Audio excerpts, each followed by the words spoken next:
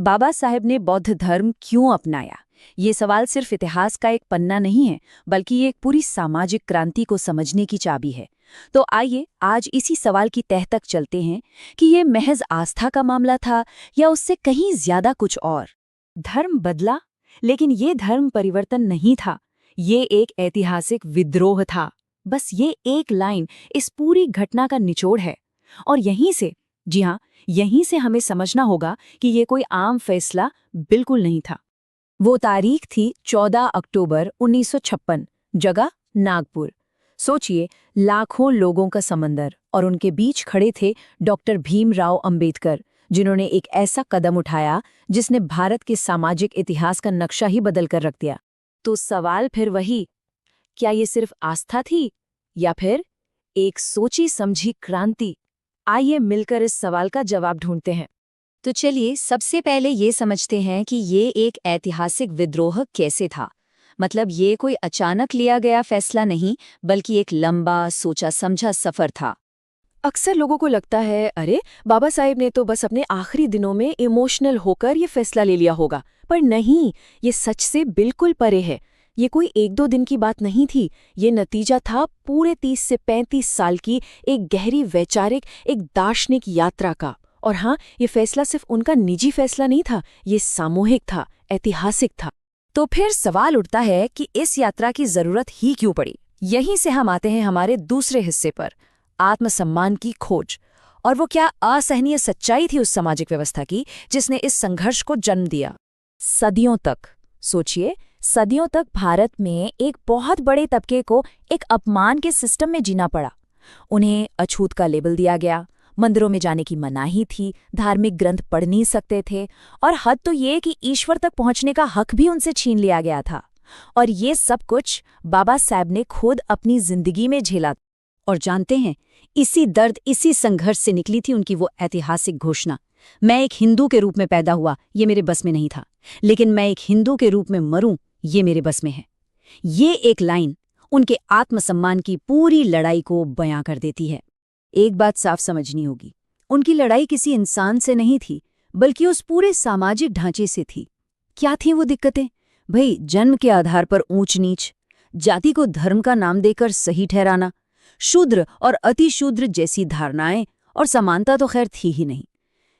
उन्होंने सालों तक इस सिस्टम को अंदर से बदलने की कोशिश की, पर जब लगा कि बात नहीं बनेगी तो उन्होंने इससे बाहर निकलने का रास्ता चुना। तो देखिए, ये समझना बहुत जरूरी है, उनकी तलाश ये नहीं थी कि सही भगवान कौन है। नहीं, उनकी तलाश थी एक ऐसे फलसफे की, एक ऐसी सोच की जो इंसान को बस इंसान माने, पूरी तरह से इंसान। और यही तलाश उन्हें ले आई बुद्ध के दर्शन तक। तो चलिए अब तीसरे हिस्से में ये देखते हैं कि बुद्ध का तर्क और उनकी समानता की बात कैसे मुक्ति का एक रास्ता बनी। तो बौद्ध धर्म में उन्हें ऐसा क्या मिला? देखिए, 4 बड़ी बातें थीं जो उनके पैमानों पर एकदम खरी उतरीं। पहला, ये धर्म तर्क पर आधारित था। दूसरा, ये समानता की बात करता था। तीसरा, इसका पूरा फोकस इंसानियत और करुणा पर था। और चौथा, और बहुत जरूरी, ये हर तरह के कर्मकांड से आज़ाद था। बुद्ध की एक बात में बाबा साहब को सबसे ज्यादा प्रभावित किया। उन्होंने कहा था, मेरी बात को सिर्फ इसलिए मत मान लेना कि वो मैंने कही है, पहले खुद सोचो, उसे परखो, फिर मानो। ये जो तर्क और अपनी बुद्धि का इस्तेमाल करने वाली अप्रोच थी ना, ये उन्हें किसी और धर्म में इस तरह से नहीं मिली। लेकिन कहानी यहीं खत्म नहीं होती। बाबा साहेब ने सिर्फ बौद्ध धर्म को अपनाया नहीं, बल्कि उसे एक नया रूप भी दिया। और यहीं हम आते हैं चौथे हिस्से पर, नवयान, यानी एक सामाजिक क्रांति। ये जानना बेहद जरूरी है कि बाबा साहेब ने कोई पारंपरिक बौद्ध धर्म नहीं अपनाया था। उन्होंने जिसकी नींव रखी उसे कहा गया नवयान, मतलब नया रास्ता या नया वाहन। ये क्या था? ये सामाजिक न्याय पर आधारित बौद्ध धर्म था। एक ऐसा बौद्ध धर्म जिसे उन्होंने हमारे संविधान के मूल्यों, समानता, स्वतंत्रता और बंधुत्व के साथ जोड़ दिया। और इस नई क्रांति का एक बहुत बहुत शक्तिशाली प्रतीक था एक नंबर, 22। ये सिर्फ एक नंबर नहीं था, ये एक ऐलान था। उस दीक्षा समारोह में बाबा साहेब ने लोगों को 22 प्रतिज्ञाएं दिलवाईं, जैसे कि ब्रह्मा विष्णु महेश के त्रिदेव को न मानना, जाति पर आधारित सभी कर्मकांडों को छोड़ देना और समानता और बुद्ध के बताए रास्ते पर चलने का संकल्प लेना। ये सिर्फ धार्मिक कस्में नहीं थी, ये तो मानसिक गुलामी की जंजीरों को तोड़ने का ऐलान था। और ये बात भी गौर करने वाली है कि ये कोई अकेले का फैसला नहीं था। बाबा साहब अकेले नहीं थे, उनके साथ लाखों, जी हाँ, लाखों लोगों ने बौद्ध धर्म अपनाया। क्यों?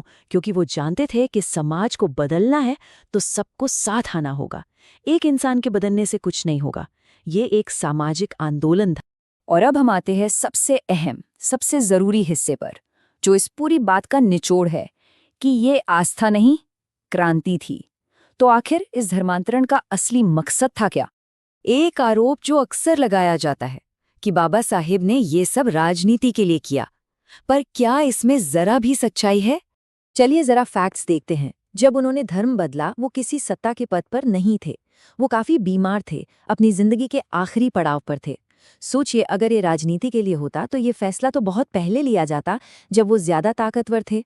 नहीं, ये फैसला था आत्मसम्मान के लिए और आने वाली पीढ़ियों के बेहतर भविष्य के लिए। तो इस पूरी बातचीत का निचोड़ क्या है? निचोड़ ये है कि उन्होंने धर्म ईश्वर को पाने के लिए नहीं बदला था, बल्कि उन्होंने धर्म बदला इंसान बनने के लिए, एक ऐसा इंसान जिसे बराबर का समझा जाए।